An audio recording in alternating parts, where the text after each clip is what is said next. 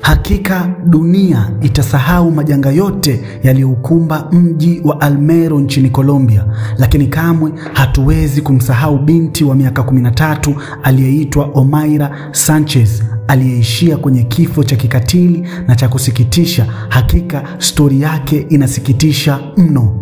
Mji wa Almero ulizama ndani ya tope zito la volkano muda mchache baada ya mlipuko uliotokea mnamo tarehe 13 Novemba ya mwaka 1985 saa 3:15 usiku. Tahadhari ilitolewa na mamlaka mbalimbali za hali ya hewa ya kwamba kuna hali ya hatari siku chache zijazo kabla ya janga hili zito kutokea. Kabla hatujaendelea, nitumie fursa hii kukukumbusha kuwa kama ndo kwanza unajiunga na chaneli yetu, tafadhali bonyeza alama subscribe ili uwe mwanafamilia mpya wa Simulizi Library na kupata faida ya kuwa wa kwanza kupata simulizi zetu pindi tu zinapowekwa hewani. Sasa tuendelee. Haikuchukua zaidi ya masaa mawili tu baada ya mlipuko huo, hatimaye mji mzima wa Almero ukawa umezama kwenye tope la volkano. Akiwa miongoni mwa watu waliokumbwa na mafuriko haya, Omaira alikuwa msichana wa miaka 13 tu kwa wakati huo. Siku ya tukio, Omaira alikuwa na kaka yake pamoja na shangazi yake. Mama yao alikuwa amesafiri kuelekea katika mji wa Bogota kibiashara. Kadhia zote za mtetemo, ngurumo na pilikapilika zingine za kuomboleza walizisikia. Hakukuwa na namna ya kutoka na kukimbia. Uwe nje, uwe ndani, tope lingekufikia tu. Tayari walishazungukwa na mafuriko na sasa walijikunyata ndani wakisubiri tu kusombwa na maji. Nyoyo zao zilijaa hofu ya kifo. Ghafla nyumba yao ilipigwa kwa kishindo na kila kitu kutawanyika. Heka za kujinasua kutoka kwenye tope wakati nyumba ikititia na kuzama zilipamba moto. Kila mtu alipambana kivyake. Baada ya muda kupita, Omaira alijikuta akiwa amenasa kwenye tope ambalo chini yake ndiko nyumba yao ilikotitia na kutawanyika.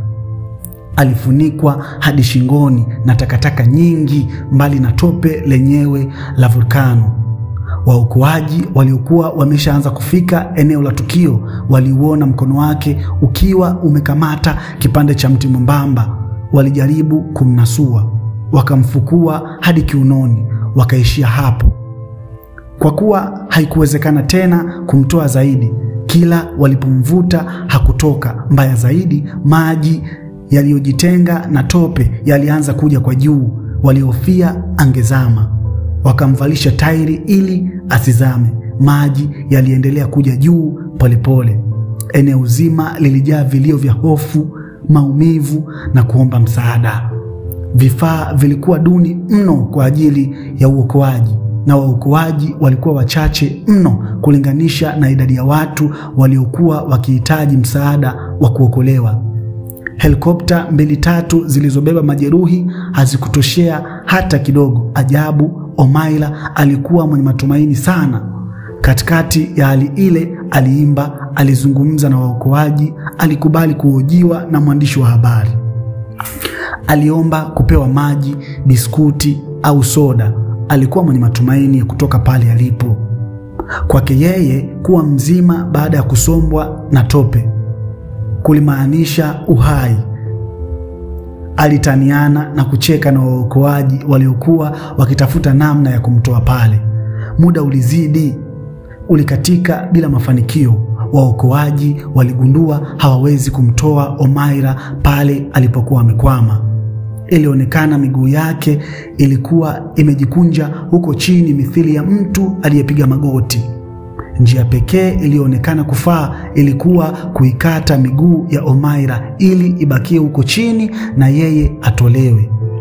Tatizo likawa wangemkata na nini sasa? Na wangemkataje katika hali ile na mazingira yale?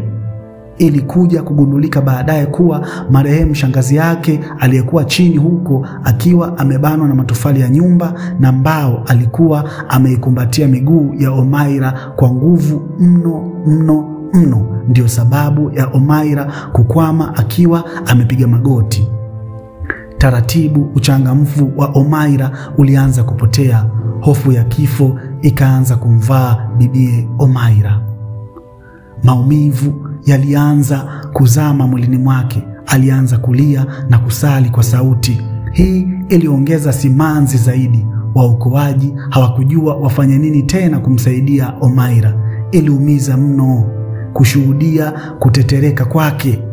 Saa zikazidi kuyoyoma, Omaira akiwa vile vile pale pale. Kila walipojaribu kumvuta, maji yalikuja juu na yeye akadidimia kwenda chini zaidi. Mikono yake ikaanza kufa ganzi na kupata rangi nyeupe. Akaanza kuchanganyikiwa na kupayuka. Kuna nyakati aliomba wamtoe kwa kuwa angechelewa shule na kuadhibiwa. Hali iliyozidi kuwa tete. Siku ya 3 tangia kunasia pale ardhini, rangi ya mwili mzima iligeuka kuwa nyeupe na macho yake yalianza kuvilia damu. Wakati huu Omaira aliacha kulia na kutapatapa. Alianza kuaga watu, akiwemo mama yake ambaye alikuwa mbali na upeo wa macho yake. Ni kama vile maumivu aliyokuwa anayasikia yalikuwa makali mno. Alikuwa ameteseka kwa takribani masaa 60, yaani karibia siku 3 za mateso makali. Hatimaye binti mrembo Omaira akafariki dunia. Omaira, we still love you and we will remember you forever. Mwandishi wa habari aitwaye Frank ndiye aliyefika katika eneo la tukio na kupiga picha za Omaira dakika chache kabla hajaaga dunia. Pamoja na yote, dakika za mwisho ngumu na chungu mno kwa Omaira Sanchez zilikuwa zenye utulivu wa ajabu. Msaada pekee aliouwaza mpiga picha huyu ni kujaribu angalau kutunza kumbukumbu za nyakati za mwisho za binti Omaira Sanchez. Alimpiga picha hizi huku roho ikimuuma mno. Asante kwa kutazama video yetu kuanzia mwanzo mpaka mwisho. Hii ni Simulizi Library. Asante, bye bye mpaka wakati mwingine.